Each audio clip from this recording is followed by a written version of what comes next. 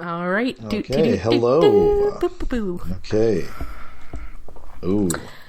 I need to watch Mickey's Christmas Carol. So yes, last night I did a double feature of Die Hard and It's a Wonderful Life. Oh. That sounds like an SNL bit where it'd be like Jimmy Stewart in Die Hard. I want to see that, but I don't.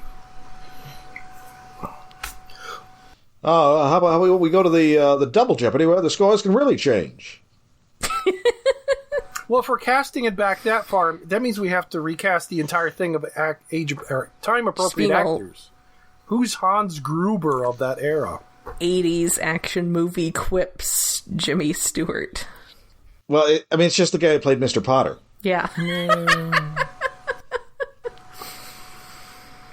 you got like Deborah Carr as the as Holly. You've got the guy who played Uncle Billy as like Reginald Vell Johnson, the cop. You know, you used to be able to just have a raven. It's true. Also, I kept thinking of Reginald Vell Johnson as Carl. Yeah, it's hard not to. I mean, it's unusual that both of his most famous roles are cops. Yes. Yeah, and like I did actually watch a lot of Family Matters back when it was on. How much in the earlier day. was Die Hard? So I was like, hey, it's Carl. I knew he was in it, but it's really easy to imagine it's the same guy. Like he just went and witnessed relocation because it's true. Yes, like he was involved with a massive shit. Although he does call him in Die Hard 2. Yeah. For basically no reason other than, let's get Reginald Vell Johnson back in this one. Yeah, it doesn't make any sense, like, plot-wise, but give him some money. Now, the only problem is, I don't think they could have found a guy to play Ellis in the cast of It's a Wonderful Life, because they hadn't invented cocaine yet. I was gonna say the guy who played that Sam guy who like went off and became a plastics investor. Oh yeah, May. Oh yeah. But yes, the cocaine. What about the guy that steals the candy bar? Oh well, we didn't have Asian people in movies yet, or if we did, they were played by like Katharine Hepburn.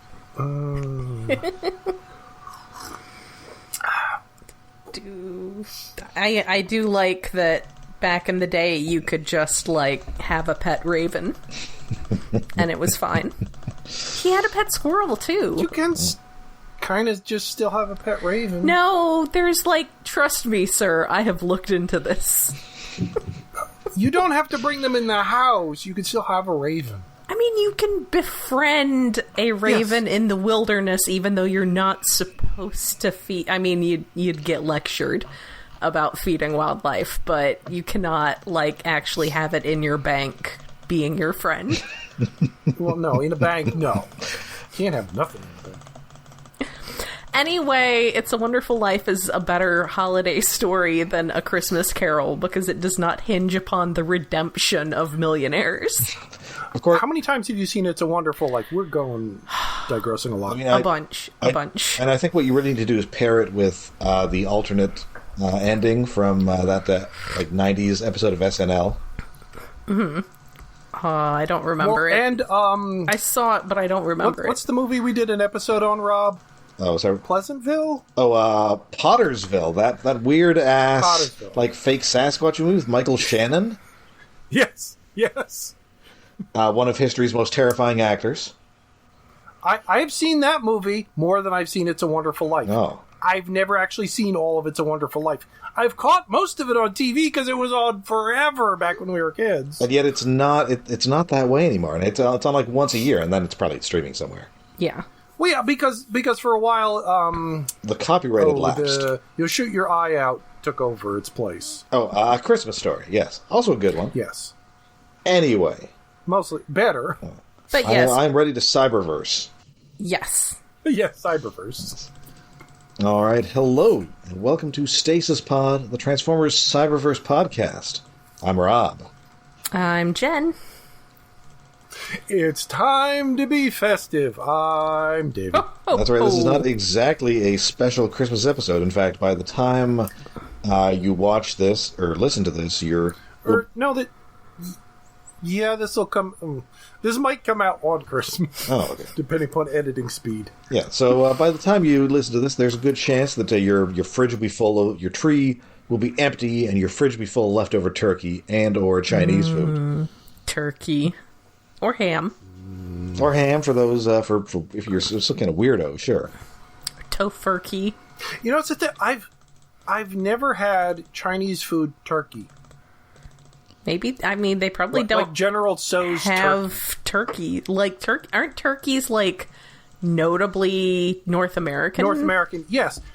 Lots of Chinese food you get at a Chinese food restaurant are North American. Well, sure, but maybe it doesn't, like, fry up as well. Probably not. It's greasy. Anyway, but they do we're doing Cyberverse this week. Still. Yes. Even though last week it genuinely felt like the season was over and we should be moving back to Rescue Bots Academy. No, we're not. Not quite yet. And then we're not ending this week either. No, it's just going to keep going. We're just picking up a whole new plot out of nowhere. It's like the Return of the King here. Yeah, I told you in advance that this series has no idea when the seasons begin or end because they use their special parts to make their robot friends.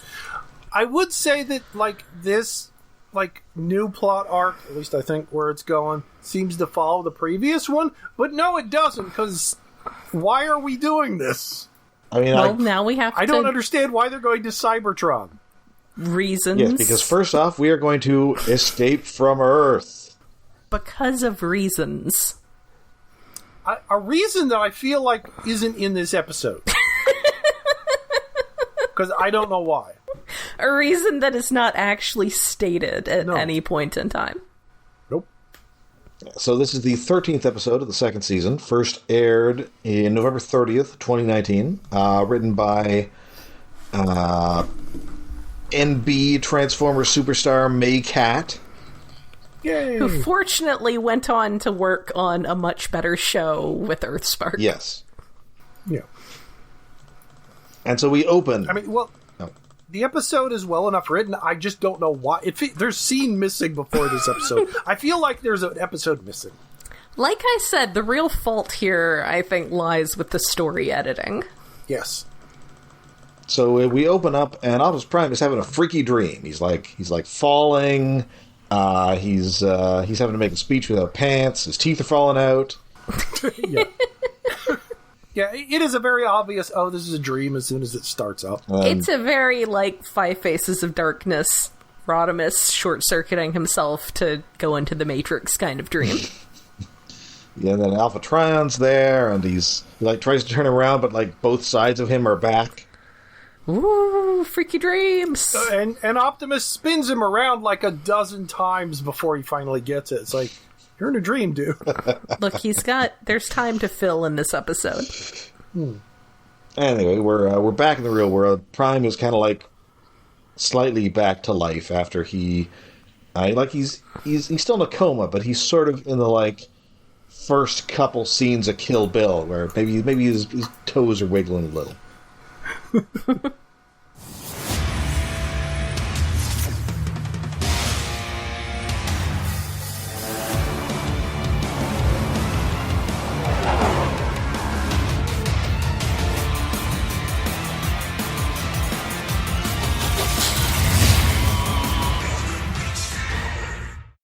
So we're on the Ark.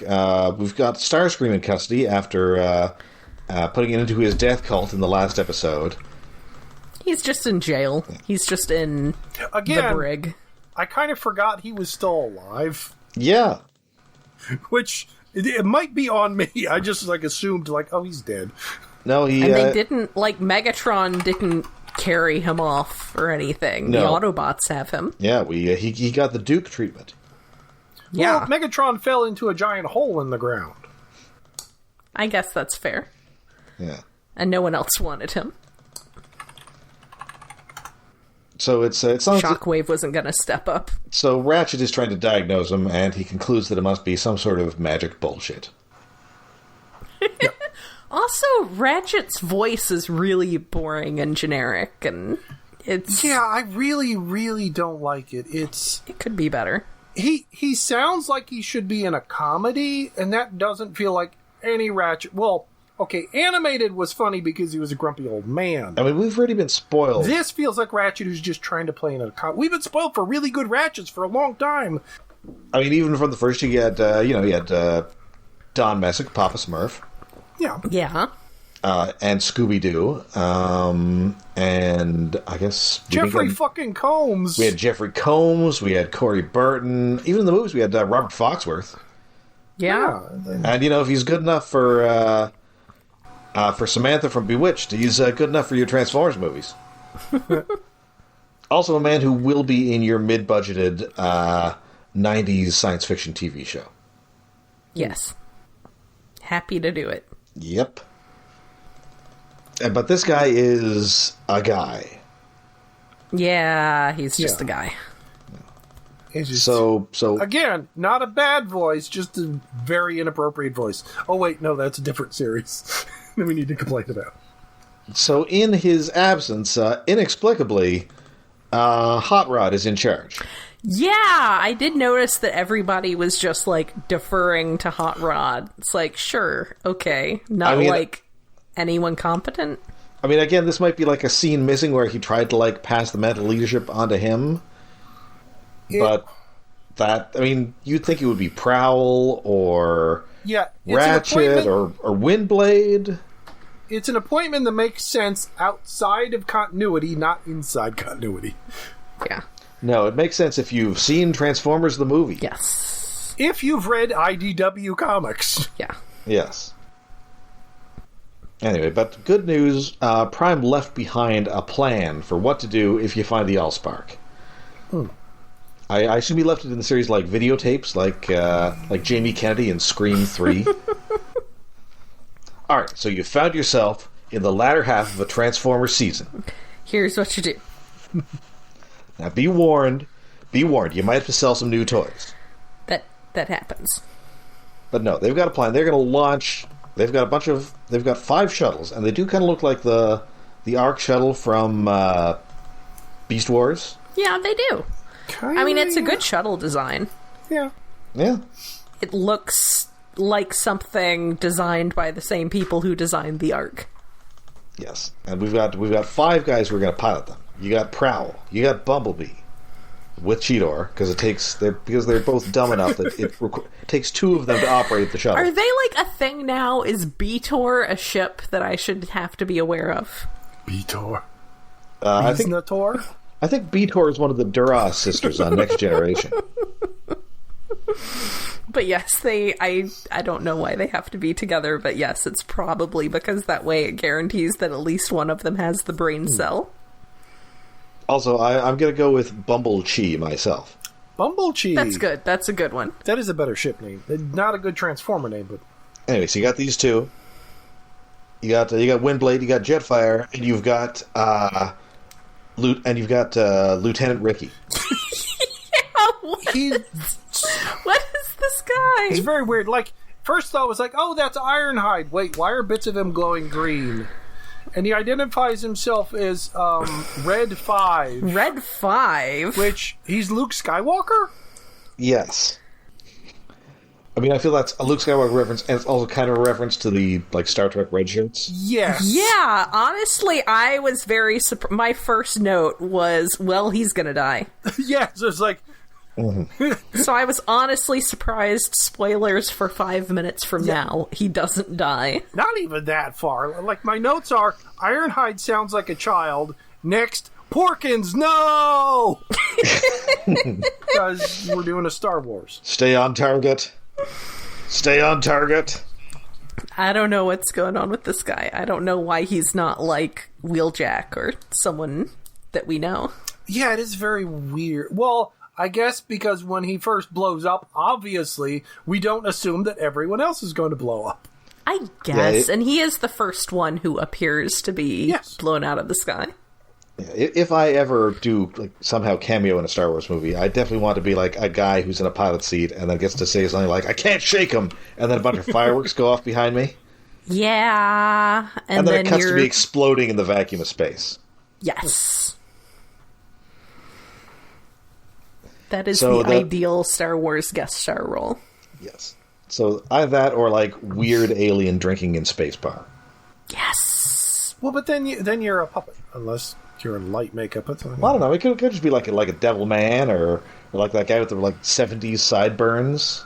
Yeah. I think they edited Sideburns guy out. A guy with the scrotum face. That's one thing that annoys me about mostly about the more recent Star Wars stuff. It's like, they're not reusing the old aliens. They keep making up new ones. It's like, new ones are fine, but where's the devil guy? Where's the werewolf? Although, we need they did to bring have... the werewolf guy back in, Skeleton Crew, so... We need to have a, like, really dramatic, thought-out, whole subplot involving the Wolfman homeworld. Man, do you think they're all like regular guys, and then every night they all turn into werewolves? That would be amazing. No, but that would be funny. Oh god, there is a werewolf race in Star Wars that, like, I think the wolf is either their adult form or their larval form or some nonsense. Oh yeah. I unfortunately remember that one. That's from... Unfortunately. That's from one of the novels. Yes. And yeah, the young are the wolves, and then they grow up and then they turn into like just guys with 4 arms. Or wings or something. Anyway, the plan is... Oh, that was Crystal Star, I think. Ugh, one of the real bad ones. So they're sending up 5 shuttles. One of them has the Allspark. The other 4 are decoys. But there's a good chance that they're all going to get killed. Mm-hmm. And sure enough, there is indeed a big space battle here. And Red 5 is indeed reporting in to die. Yeah. And then... So they kill that guy, and you're like, okay. Well, I mean, that guy was obviously created to die. But then they kill Prowl. And it's like, oh, well, Prowl hasn't been in this much, but he's still kind of a big dude to kill off. Yeah, you can't be killing Prowl yet. But then a bunch of them get killed until we see they shoot down the Bumblebee and shoot our shuttle, and they have to kind of like badly fake being killed. Yes. And then it turns out they were all just remote controlled, and the actual Allspark is on the Ark, which then blasts off. Out of the volcano. Yep. Somehow making a 90-degree turn to get out. Yep. I mean, Magic. You didn't hear it. There was like a scene where it's like backing out there. It's like beep, beep, beep, beep. Beep. Come on, use the backup camera. Oh god, I It's love the quantum backup camera. something or other. I love having a backup camera.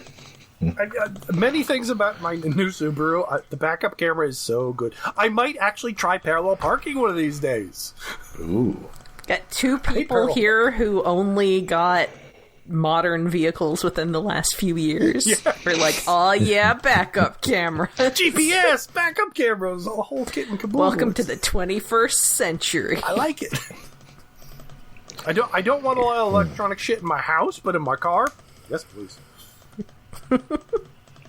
So anyway, the Decepticons pretty quickly figure out that the Allspark is not actually on any of the shuttles they blew up.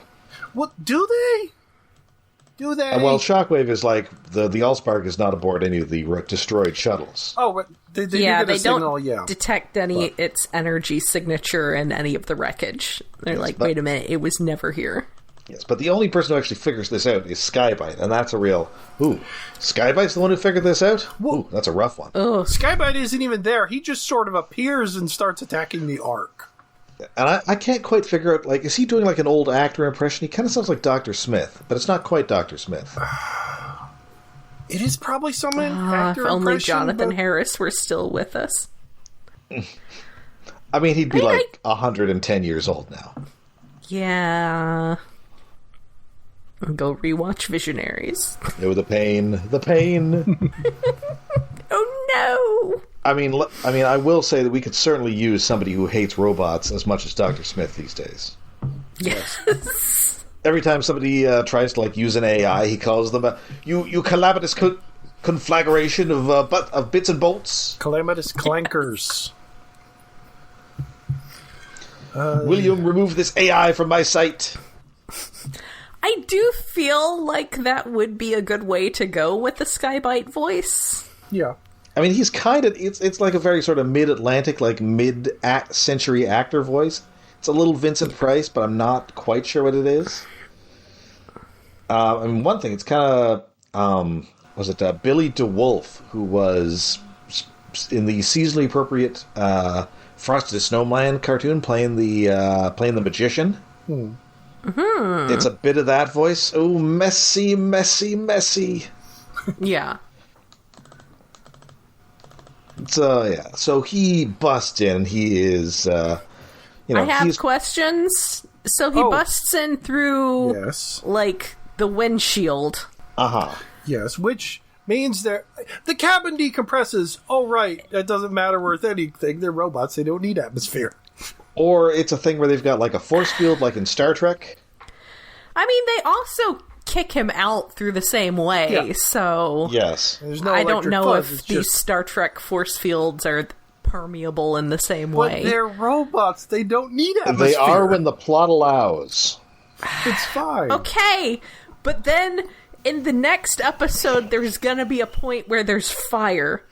And for fire, you need oxygen. Well... Okay, yeah, there should have been, like, a gust of decompression, but that's too much to animate. So, is there a vacuum in the ship, or is there an atmosphere in the ship? There should be atmosphere just for convenience, because Yeah, trying to maintain a vacuum... like, they wouldn't have done that when they were still parked in the volcano, and there's no reason to dump the air. It's just sitting there. Yeah, I mean, unless you'd be worried about the humidity causing corrosion or something. But, I mean, on one hand, yes, I realize that unless it's... I mean, I assume that Energon does not require oxygen for combustion. We've had different approaches to whether Transformers need any kind of, like, oxygen or air or atmosphere, unless they're making fire. I mean, if in Beast Wars, if they said, "Oh, we need oxygen and some kind of air," fine, I'll believe that. They got squishy bits, but anybody because they have else, organic parts. Well, I mean, they do, because there are... I mean, there are times when, like in that episode where they all go blind, they're, like, washing up from the beach and they're sort of, like, coughing and sputtering. Yeah. And then, of course, in Transformers the movie, Galvatron's trying to choke Hot Rod. Yeah. I mean, one could argue that he's trying to pop his head off, but no, I think he's trying to choke him. It does seem like he's actually trying to choke him, but... It's possible Galvatron is also just crazy. It just seems weird that Skybite just shatters their windshield and there are no repercussions. Like, there's no depressurization or anything. The answer is we don't have the budget for it. I guess. It's not, like, acknowledged in any way that it might be a problem that their hull has been compromised in space. No. Yeah. And that seems like, I mean... Yeah, there could be, like, a shield that goes up, but there could have been... It's not acknowledged if there is. No. And then, like I said, in the next episode, there's fire. Yeah. So I have a lot of questions and concerns. It's not that important. It's a minor thing, but it's slightly annoying. It's important to me as... I know. No, I have a better thing. As an unemployed editor, it's important to me because that's something I absolutely would have tagged in a story that I was working on. I got a better thing. After they kick Skybite back out, there's an alert or something, and they mentioned something about 32 decks. How big is this ship? It's real big. Like, it makes sense to have, like, 32 decks in, like, the Starship Enterprise, because it's very vertical. There's the middle of it. It's like, but this is kind of a flat pancake of a spaceship. If there's 32 decks, this thing is, like, 10 miles long. Yeah, I believe... I mean, on one hand, I recall it being said somewhere that the Lost Light was 5 miles long. But on the other hand, this thing was crashed into a volcano on Earth. Yeah, well, the thing is, like, the Lost Light is way bigger than any previous Transformers ship.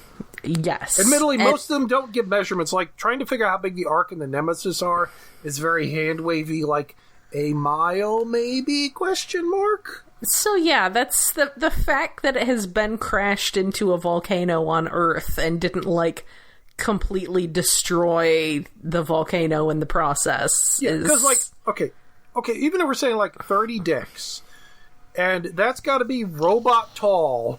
Yes. Robots are at least 5 times bigger than people. It's got to be Transformer-sized. So this thing is really thick, despite being a pancake. Yes. So Skynet pretty quickly gets swatted away, but that's given the Nemesis enough time to catch up, and it is just smoke in the arc. But it's a good thing that we have a big, magical Transformers MacGuffin. It's important. So it's important to have. But it, like, Starscream has to find a calm and say, hey guys, use the MacGuffin that I had, like, a couple episodes ago. Did you consider using the Allspark to fix all your problems? So they do so. They're headed for the space bridge. It fixes the ship. They're going for this space bridge. And then, Shockwave. Yeah, Shockwave is, well, at least we can't let them use the space bridge, so we'll blow this space bridge up. Yeah. The good news is, Prime is now out of his coma, so he is taking his place in command of the Autobots, and we're headed into deep space. We'll go the long way. We're not going to take the highway. Yes. The scenic route to Cybertron. We'll just take the surface roads. But good news for the bad guys, because that space bridge, it's still around. That was a hologram. Yeah, because Megatron's pissed off. It's like, you blew up the fucking space bridge. Shockwave's, no. Holograms. Not normally my thing, but I did it. He's doing magic tricks. So that is it for the space bridge, and that is it for the Autobots, and that is it for this episode. We now move on to Party Down, which sadly does not involve a coterie of unsuccessful Hollywood caterers, led by Adam Scott. What? It's a good show. Okay. I have not seen that show. It's good. I was thinking about, like, various party songs, not that. Like, I was trying to place the one Daft Punk song that has Party Down in it repeatedly, but it turns out it just sounds like Party Down. It's a different song. I just misheard lyrics. Again, we are still not at the end of the season. The season is continuing on somehow. Yeah, like, the trip back to Cybertron could have been, again, another fine ending to this season. Nope. Now we have a bridge episode that takes place mostly off the bridge. So we are en route back to Cybertron. We've escaped the Decepticons, and we are partying down. Boogie on This down. episode is written by David Rich, a Transformers newcomer. First aired December 7th, 2019. Then we open Star Trek style with Prime's log. Prime's log. Most of the ship fell off, and nobody likes me. So he's called down for an emergency, but unfortunately for him, it is not an emergency. It is a surprise party. He does not know what to do. No, He it's is like just, He's not quite as awkward as Prime from Prime, where he did not want to listen to a joke, but... he just very politely declined. yes, yeah, it's like speech. And unfortunately, this is kind of asking a little too much of this guy who voices Optimus Prime, who doesn't do so well with inflection. I liked him saying, "We will triumph over enjoy this party." It is intentionally supposed to be a bad speech, and it might be the worst Prime speech, but yeah, He is trying his best, but he is extremely bad at this kind of thing. Oh, but hey, good news, everybody gets a badge. Yay! Wheeljack has handed out badges. handing out badges to blue Ironhide and red 5 and yellow Ironhide. Why are there so many Ironhide models? Because I don't know. And yet no actual Ironhide? I mean, he's just kind of like a square guy. it's just good to have a square guy around. But it does feel weird to have, like, Autobot generics, and at least have them, like, all be the same mold, that says the guy who has, like, 6 different side swipes. I appreciate that Rack and Ruin is still continuing to just wander around being a guy who's 2 guys. He's just there. Mm-hmm. Not having, like, a character, like, major character moment or anything. He's just this guy there who has lines. He just happens to be around doing things. So yeah, we've got this energon emitter. It's and they're going to emit energies 10 times more powerful than normal energon, which is great. I think so. Cheetor is asking Wheeljack about this, and he asks if that is wise. And I think if Cheetor is asking you if something is wise, you should perhaps rethink your choices. Yes. That's, you may be making some bad decisions. Yeah. Oh, they start playing music, and it's... I don't know what genre it is. Like, it's somewhere between polka and RPG town music. Yeah. It's very polka-esque. It's sort of festive, but not a party song. I mean, it's party if it's Oktoberfest, I guess. Yeah. Have an Oktoberfest. So, everybody's partying down, except for Starscream, who is still in jail. Yes, he is in prison. Yep. But thanks to an accidental trip, he does get a party favor. Yes, he does. From, who's it? Is it Rack and Rack and Ruin? Yeah. It turns out that... I would still like to know if Rack and Ruin use plural they, them pronouns. Well, I guess the problem with Rack and Ruin is that he's... I feel that he doesn't have twice the body mass of most guys, but he's drinking twice the amount of beer because he has 2 heads. Yeah, I'm guessing he is a they, them, because he gets 2 of those little badge emitter things. Yeah. He does, and 2 drinks. Yes. And anyway, he just straight up drops one of these into the cell here, which is not good. Yeah. So now Starscream has one. Yes. He's got a party favor. So as the party goes on, these things start flashing red. And it's like, here's your problem here, pal. You set this one to evil.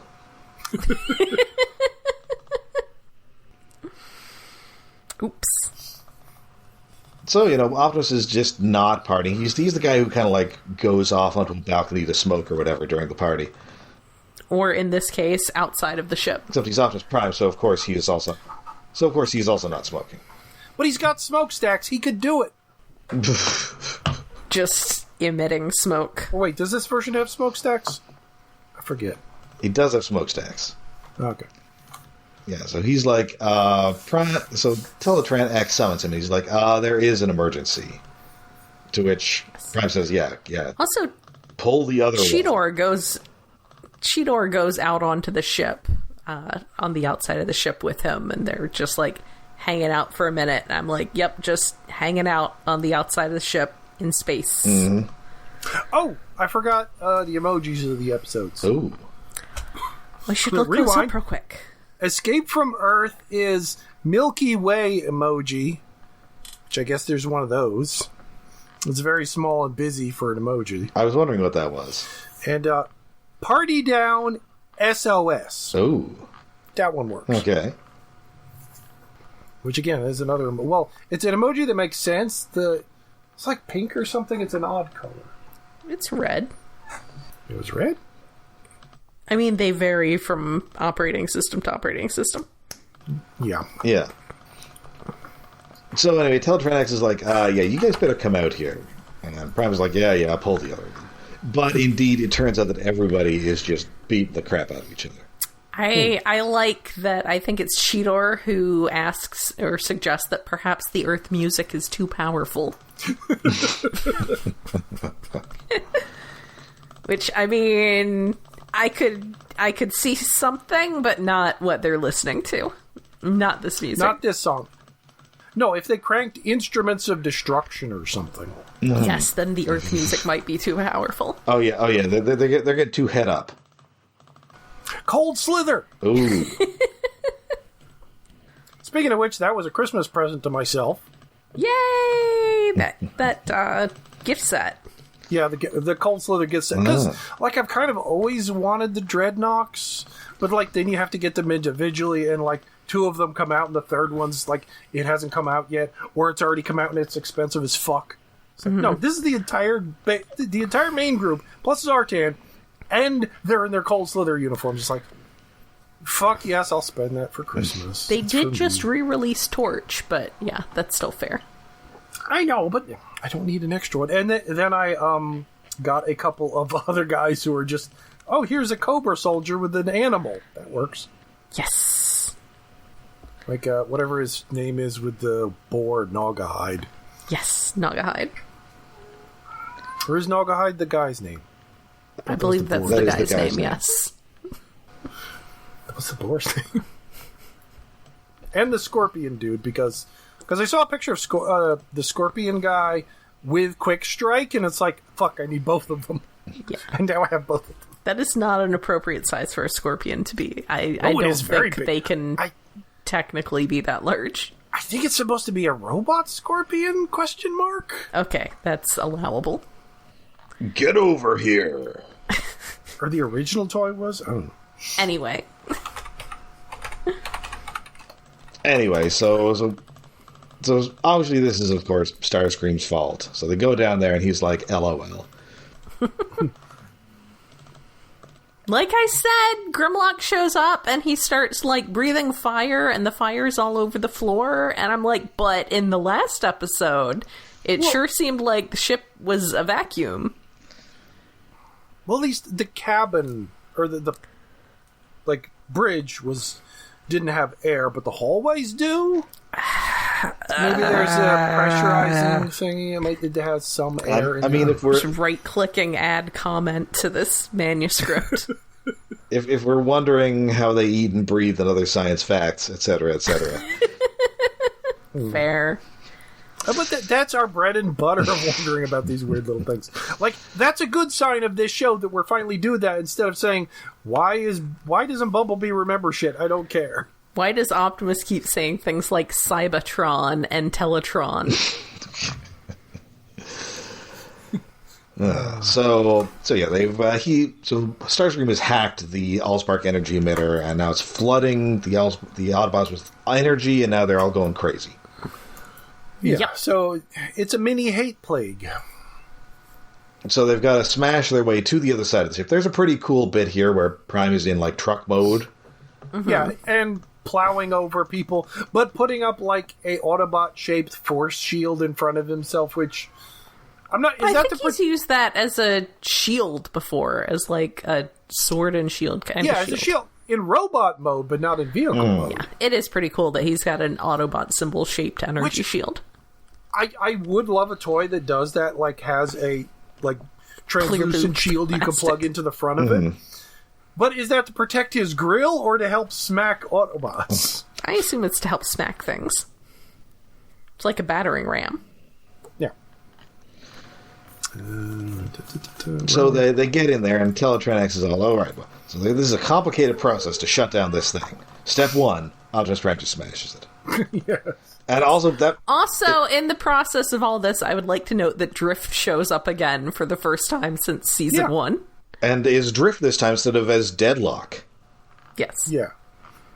Well, when the Deadlock, that was a flashback, right? Yeah. Yes. That was one of Bumblebee's flashbacks to, like, him first defecting from the Decepticons. Yeah.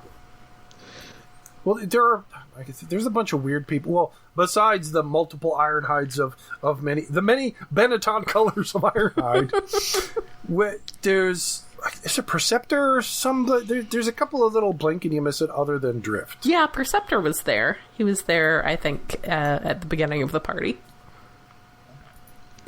I do enjoy some Perceptor.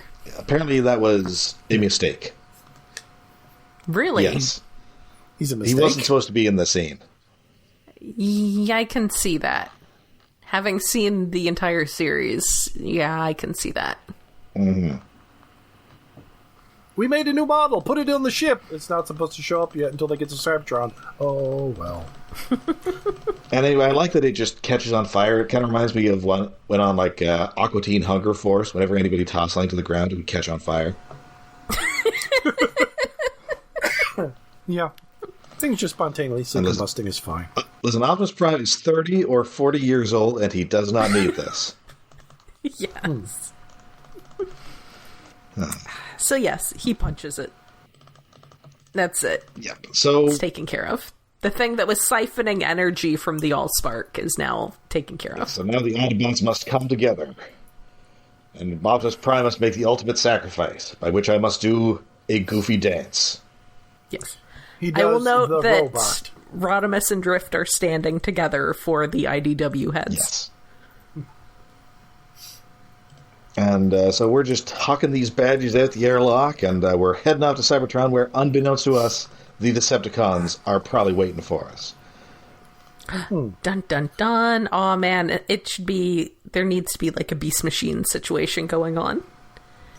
Where they Megatron get there comes in and... with a big cloak. I mean, the thing is that... They get there and Megatron has already taken everything over because he got there long ago because of time stream shenanigans. Yeah, I mean, the thing is, that would happen, and then that would take like 2 episodes, and then we'd be on to another thing before the end of the season. Yeah. Yeah. Pacing's not great. The, you know who's a good story editor was Eric Rogers from Micronauts. Yep. Yeah, I like the idea of the Autobots taking the long way to get to Cybertron. You can fuck around for a few episodes, have a mini arc there. But, like, the Starscream shit felt like the end of the season. There was a It did. big threat. It really It was escalation, and then it just keeps going. It absolutely did. That felt like the plot, and then it was over, and then, like, they noticed that they had some episodes left over. It's like, crap, now what? It could work, like, as an old mid-season thing. It could work, but it was such escalation that he was about to kill everyone. Yeah. Nope, that's it. That plot's over. It's taken care of. It's wrapped up. Go home. It was crazy and interesting. I feel it wasn't as bad as Prime starting out with the first season ending with Unicron. That was too big. That was the end of the season, yes. At least that was the end of the season, and it wasn't like... It's a little of column A, a little column B. That was too much escalation for the first season, but it was the end of the season. This is too much escalation for the middle of the season, it just wasn't as bad as Unicron. Yeah. Anyway, next week... next week will be Gundam, because it should be January... by the time the next one comes out. G-Quacks! Time for G-Quacks! I have found places where I can purchase G-Quacks models in person, and I am in danger. Yeah. Alright, well that is it for these episodes, of course. We'll be back with more Cyberverse next week, or possibly with our Gundam sideshow, Superhuman Samurai Cyberpod. Gundamu. There's our Patreon episode, which should come out before this. Yes. I've been a little behind. Hopefully, it'll be out. Patreon should be out by Christmas, because it is a Christmas special. The Patreon will definitely be out before Christmas. I'm just not sure when this episode drops. That's fair. And that... So, Rob, do the spiel. Yes, so of course you can find us all over the internet. We are on Blue Sky, we are on Mastodon, and we have a Patreon. Yes, we have a Patreon set up to help with hosting and other expenses. That is at patreon.com/IaconUnderground. For as little as $1 a month, you get access to our monthly special episodes. They are super fun. We always pick out something either that we really want to talk about or which we really want to be upset about. For October, for instance, that Tomb of Dracula movie, which was definitely a thing that happened somehow. Still, but on the still one of other our best hand, episodes. still a very good episode. Good to talk about on sort of slog to watch. Actually, not a slog because things just kept happening. Things just keep happening. Like, it isn't good, but it's all utterly fascinating. But we always, and for keeps your December, we like to delve into the ever increasing bag of holiday specials. And this year, we got a brand new one because when that Micronauts series dropped over the summer, and by dropped, I mean leaked, there was a Christmas episode. So yes, we are watching the Micronauts Christmas episode for the December Patreon. I am very glad. I'm always happy to make people watch more Micronauts. Yes, over the holiday season, watch some Micronauts. It's on YouTube. It is. It is still on YouTube. And not legally available anywhere because it never actually came out. Yes. Yeah. So it's free for all. I mean, it belongs to the people. That's the good part. It does. It truly belongs to the people. Also, if you enjoy it, Eric Rogers would definitely like to hear about it on Blue Sky. Because he's really enjoying people actually finally getting to see this thing that he put a great deal of effort into. So yeah, we talk about that and about the dangers of being the toy that everyone wants for Christmas. And also what Obi's stomach is doing with all that candy. So yeah, that is on our Patreon. That is patreon.com/IaconUnderground. Did we pick anything for January yet? Unless we figure out something else. Superman, I think. Okay, I think we're doing Superman, and then I think we're doing something for Wonder Man the next month. Yes, something Wonder Man adjacent. Yes. So yeah, those are cartoon always that I really like. Good. One that you really like this time and not one that you just want to subject people to. Yes, not one that I'm going to inflict upon you.